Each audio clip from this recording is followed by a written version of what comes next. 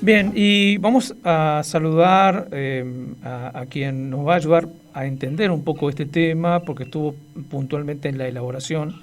Hablamos de la abogada Julieta Izcurdia, de ASIG.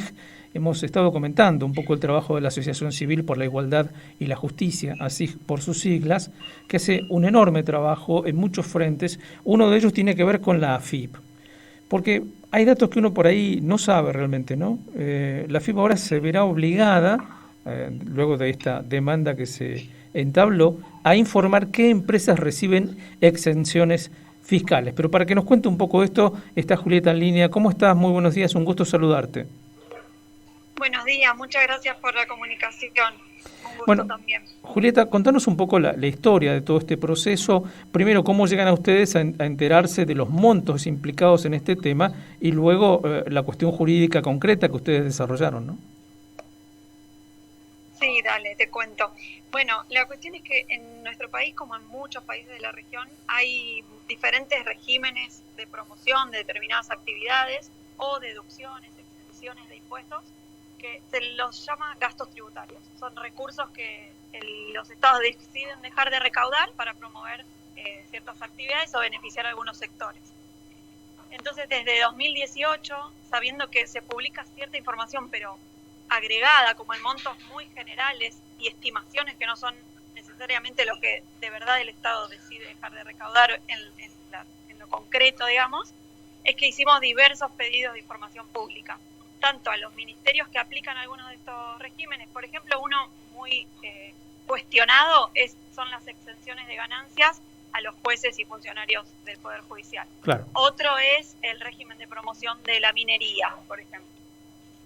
Entonces, en ese momento, cuando empezamos a trabajar el tema, hicimos muchos pedidos tanto a los ministerios que aplican estos regímenes, como el Ministerio de Producción, puede ser para el caso de el régimen de promoción de las micro, pequeñas y medianas empresas, es uno de ellos, y también a la AFIP, porque es la AFIP quien recibe y recopila esa información. Ahí lo que nos pasó fue que nos encontramos con que la AFIP aplica el secreto fiscal a toda esta información vinculada tanto con los montos específicos como con los beneficiarios de esas exenciones. Entonces, este no es el único caso donde estamos discutiendo eso con la AFIP, pero sí es un caso importante, al igual que otro que llegó a la Corte Suprema incluso, porque ahí lo que discutimos es si realmente tiene que aplicarse el secreto fiscal para información que debería ser pública y que de hecho lo es cuando se trata de transferencias directas. Por ejemplo, hace ya varios años, nuestra Corte también nacional decidió que para el caso de subsidios a personas, como, no sé, la UH podría ser, es información que es pública y que debería publicarse un listado de las personas beneficiarias. Pero por ahora no sucede lo mismo con beneficiarios de exenciones fiscales.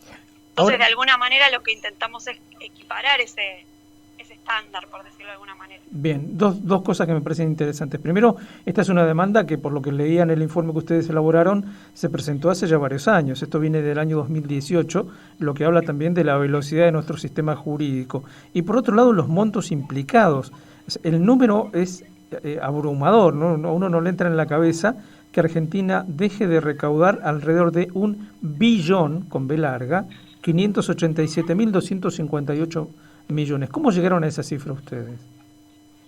Esa cifra es pública y eso se publica en un informe que el Ministerio de Economía elabora con información de 3 años y estiman con una metodología que no es del todo confiable, porque después en la ejecución probablemente sea más o menos, pero eso es más o menos lo que estima que deja de recaudar cada año por aplicar el total de estas exenciones, que son alrededor de 40 regímenes y tratamientos diferenciales. Y sí, es un monto muy importante, casi el 12% del gasto público es lo que representa ese monto. Y lo más problemático de eso es que no necesariamente todas las exenciones son malas, claro, pero sí se aplica como un régimen de transparencia diferente al del otro gasto, que es el gasto directo. Muchas veces no sabemos si se cumplen los objetivos que busca la política, no se publica información precisa año a año sobre lo que realmente se deja de recaudar. Incluso la toma de decisiones en estos casos implica que muchas veces se aprueben para regir durante muchísimos años, como pasa con el régimen de minería, para 30 años, pero sin ningún tipo de evaluaciones de impacto, claro, ni de discusión sobre su relevancia. Ese es el mayor problema que encontramos en la mayoría de estos gastos. Claro, digamos que una vez creada la ley y ejercitado el proceso de la exención, nadie se ocupa ni de evaluar, ni de hacer seguimientos, ni de ver si cumplió el objetivo que se propuso, y dejamos de recaudar cifras escalofriantes. Exactamente, y que podrían destinarse de forma más eficiente a otros gastos que son más necesarios probablemente. Uh-huh. Sí. Sí, una última cuestión, Julieta. Puesto así todo, ¿no? Habiendo ya un fallo, ¿puede apelar a FI? ¿Puede seguir esto la vía judicial y seguir un recorrido hasta llegar a la Corte Suprema? Sí, de hecho es lo más probable, porque en otro caso similar ya estamos en Corte.